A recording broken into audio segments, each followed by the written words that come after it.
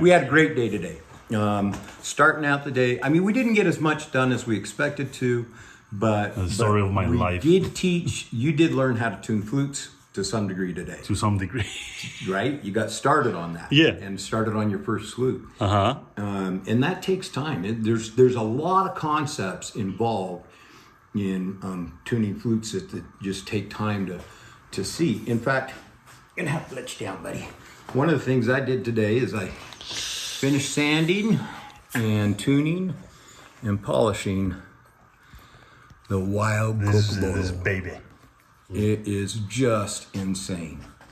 Come on, camera. Absolutely awesome. It is, Brent. Come look at this. Look at your repair here, Pablo. You guys remember this repair? Look at that. Look how tight. So we took it in and I asked my wife, I said, can you see the repair that we did here? And she says, oh, right here? Which was very cool. Not laughing that she didn't see it, just laughing that the repair is so freaking good. Yeah. Right? Yeah. What is ironic is that in person it looks better. Yeah. Oh, in person it just completely disappears. Yeah. But anyways, you're going to see me as I'm tuning this flute. You can see some different things that I'm doing, and I'm using what we call micromotors. People think of them as a Dremel, but that little blue handheld thing in my hand has got a motor inside it with an 1/8 inch shaft that runs at high RPM. This particular one's at 45,000 RPM. Yeah.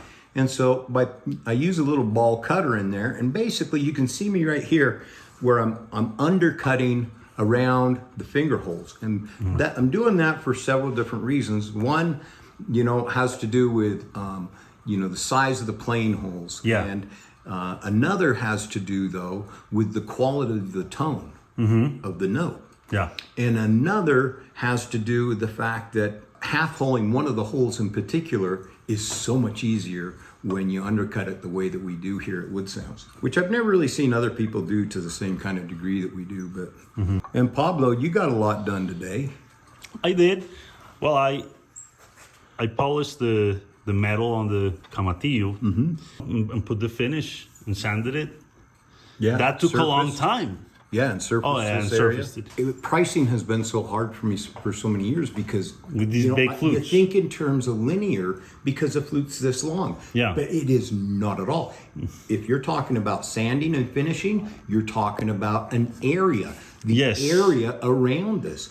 And the area is going to determine how much finish it takes, how much sandpaper is needed to sand it, how much time goes, all of that. Yeah. And it goes up by the square. Yeah. For how you add an inch and you add, Yeah, I also finished this classic, and Probably a third the time It just or felt less. like a toy in every way compared to that to that base C.